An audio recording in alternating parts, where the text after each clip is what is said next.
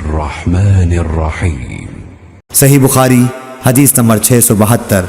ابن شہاب نے انس بن مالک رضی اللہ تعالیٰ عنہ سے روایت کیا ہے کہ رسول اللہ صلی اللہ علیہ وسلم نے فرمایا کہ جب شام کا کھانا حاضر کیا جائے تو مغرب کی نماز سے پہلے کھانا کھا لو، اور کھانے میں بے مزہ بھی نہ ہونا چاہیے، اور اپنا کھانا چھوڑ کر نماز میں جلدی مت کرو۔